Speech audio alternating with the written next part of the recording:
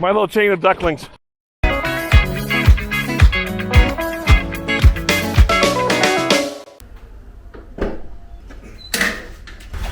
We are ready. We're heading out to South Dakota, Michelle and I, to ride the Mickelson Trail. But unlike Nebraska, this time we've got 12 friends coming with us. So let's get to it. The Mickelson Trail is a 109-mile-long rail trail that winds its way through the Black Hills of South Dakota, between the towns of Deadwood in the north to Edgemont in the south. We decided to bike the trail from north to south, so on a sunny Sunday morning, we all gathered at and parked our cars at the city park in Edgemont. Parking at the city park is on the street, which we had verified with the local sheriff. So we loaded up the bike trailer and shoehorned all 14 of us into the shuttle for our 2-hour ride to Deadwood. Just within the Black Hills National Forest, the van broke down. So we enjoyed the sunny day and each other's company for about an hour, and with some liquid bribery from the shuttle company, we were back on our way. When we arrived at Deadwood, we all took the opportunity to grab some pictures and take a look around the town. We also took the opportunity to take a walk through Mount Moriah Cemetery to see the graves of Wild Bill Hickok and Calamity Jane. The cemetery is on top of a fairly steep hill, so if you can bribe your shuttle driver to drop you off there, your day will be a lot easier.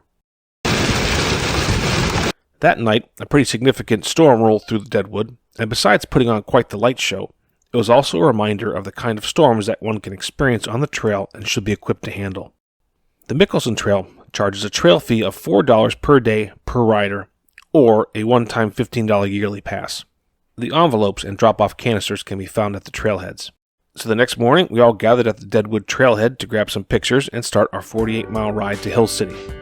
Coming out of Deadwood, one is confronted with a long 17-mile hill that averages about 2.5 to 3% grade. Between the altitude difference and the somewhat wet and sticky trail, this hill had us huffing and puffing more than we expected, but was fantastically scenic. Then we got to enjoy a nice 17-mile downhill into Mystic.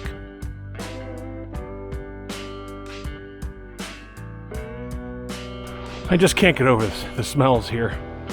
The ponderosa pines, the sage. It is really awesome. It smells clean everywhere. A true rail to trail, when the trail still has the rails buried beneath it. So I reached our first peak, 1,700 feet, about 16 miles. And I see a nice downhill ahead.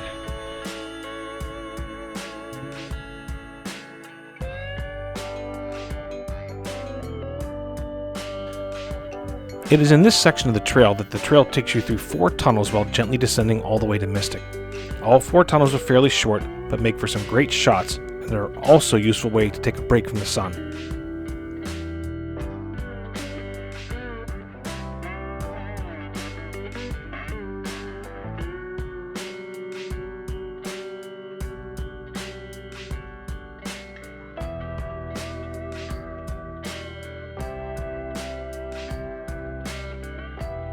We ate lunch at the Moonshine Gulch Saloon in Roquefort and continued on to Mystic, where we had one more 7-mile ascent of roughly the same grade before our final descent into Hill City.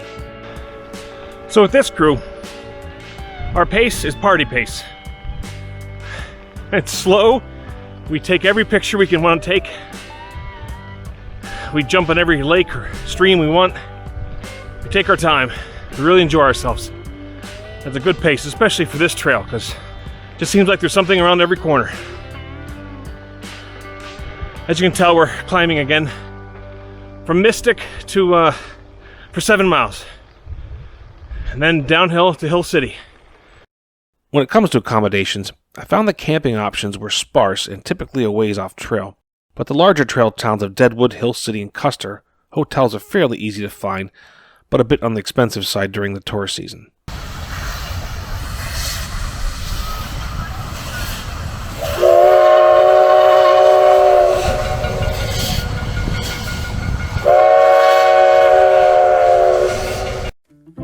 The following day had us only cycling the 17 miles from Hill City to Custer, but this is another extremely scenic section, and after sleeping in a bit, we really took our time to bike these miles. The trail ascends again for another 10 miles and peaks at the Crazy Horse Monument.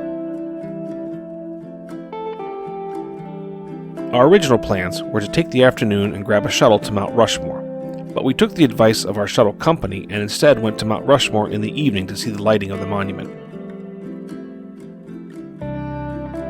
This allowed us to take some time and look around Custer before jumping into our shuttle for the ride to Rushmore.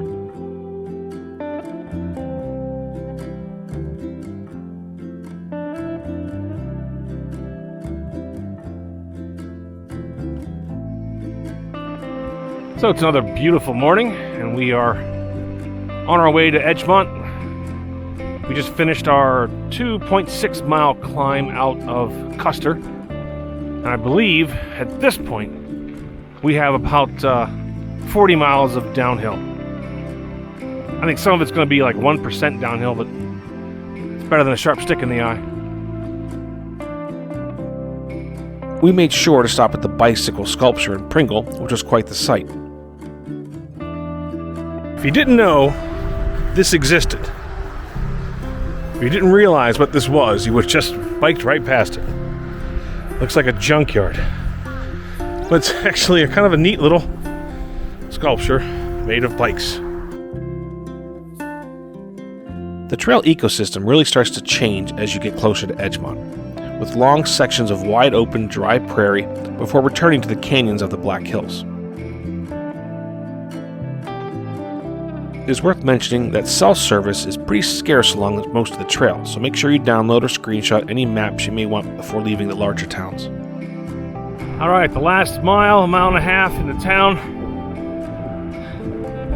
It's probably, I think we saw it was 93 degrees. And I have a headwind. But we're close. We're real close. We finished our ride with a well-deserved air-conditioned lunch at the aptly named Victory Saloon, just in time to beat the heat of the day. So I know this video is only about the Mickelson Trail, but we came a long way from Buffalo to get here, so we're going to do more than just this trail. And at the end of this video, we'll put together some bonus footage for you